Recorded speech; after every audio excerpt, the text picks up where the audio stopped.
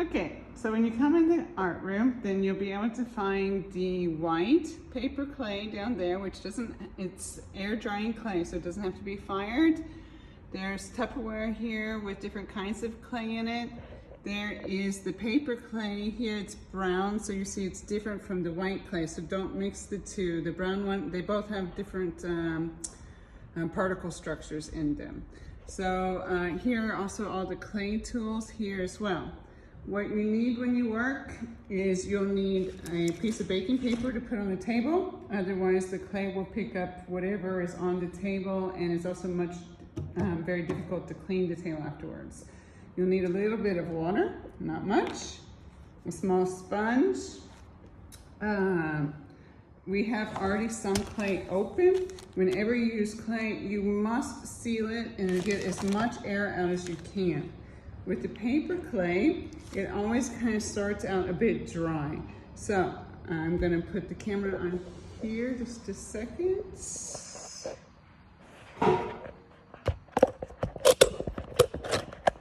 Okay, now I have the camera suspended. So whenever you take a piece of clay out, or even out of the package, out of the thing, it's gonna be a bit dry and difficult to work with. So what you need to do is constantly dip your fingers in some water and then just kind of rub it around and then warm up the clay until there are no real cracks in it anymore. So you're gonna wanna get it not too wet. If you get it too wet, it's like a slime ball and it'll be very difficult to mold. So to change into a shape. So you wanna get it nice and warmed up. Constantly tap a little bit of water in there. And the warmer you get it, body temperature, the easier it will be to create a sculpture with it. Okay? Now, when you know what your creature was going to look like, if you have already an idea in your head, I suggest that you start with a bigger piece of clay and you mold your creature out of the clay by pushing the parts. That way your sculpture is going to be much more stable than if you put parts together. If you put parts together and you don't do it properly, as soon as the clay dries, it's going to fall apart. It won't hold itself, it won't keep the binding. So, now you can use your different tools. You have all kinds of tools here. And the tools, what you can do, you can use these to push it around. But if it's dirty, it's going to make a texture in there. So you have to push it around.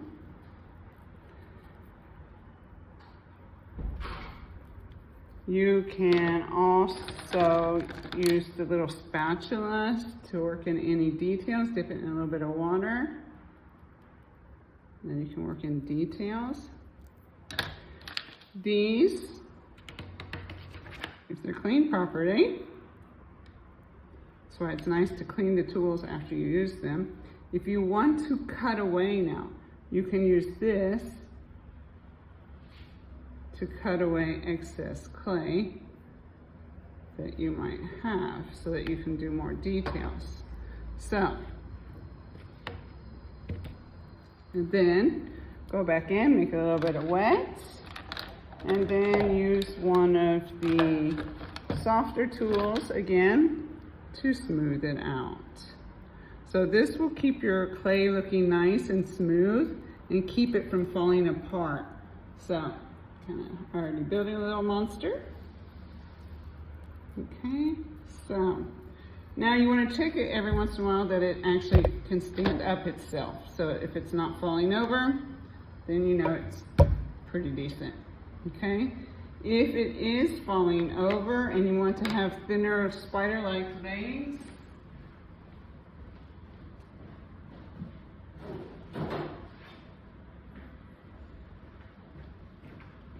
then you can take some wire, cut small pieces, and stick it through the sculpture. That will help it dry, or help it hold itself. Okay? Now, if you're gonna fire it, you wouldn't wanna do that because it would explode in the kiln, especially the air pockets that you just created.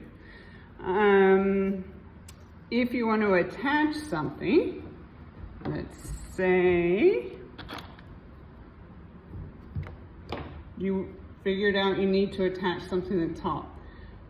If the particles aren't prepared to actually really bind, then it'll just fall off when it's dry.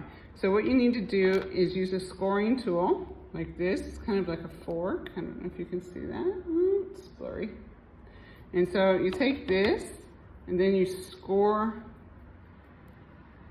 the piece you want to add. And then you score where you're going to add it. Then you can add some really wet clay. This is actually what you would call slip. Acts like a glue. Put that on there. Then you can put your piece on there.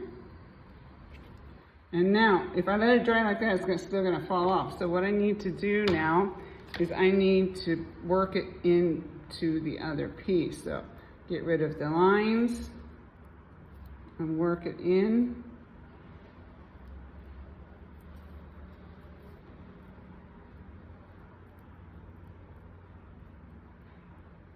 To the other piece. And that should bind it pretty well so that when it dries, it's not going to fall off. Okay, so now let's say you wanted to add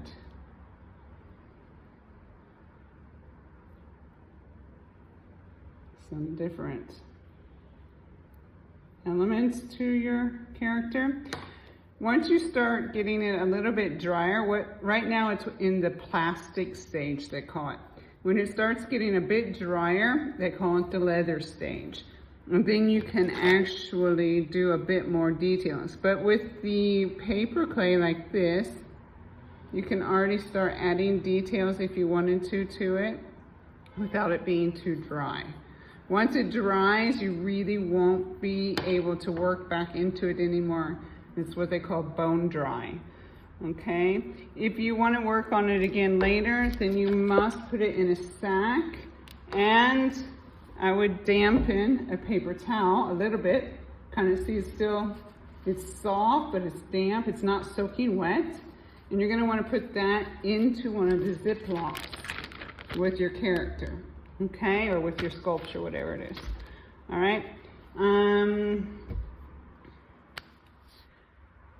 If the clay is dry, like I said before, a bit dry, then just dip your fingers in it and then warm it back up and work the water back into it. When you're finished, it's really nice if you clean your tools so the next person that wants to use it doesn't have to clean it before they use them. There are also alternative things to the sponges, which you can also use these. Usually just kitchen things that we cut down, and then you can moisten those to work with it. And now, if you want to paint it, somebody put paint on something, do not paint it until it's fully dry, because if it dries and you paint the whole thing, the paint will dry at a different rate than the clay dries, which will crack your paint. Once it is dry, then I would suggest you can either stain it with watercolors. After it's dry, of course, you can stain it with the watercolors and then put a glaze on top of it, or glue, which acts like a glaze, or you can paint it with the acrylic paints, which are these ones, and they have already a plastic-like quality to them, so you don't have to glaze them afterwards. I hope that helps, and just remember, never leave clay sitting out unless you want to destroy it, or unless you want it to dry to completion. If it does dry and you don't seal it properly, especially with the other paper clay, we can repurpose it by soaking it in water again. So, hope that helps. Have fun.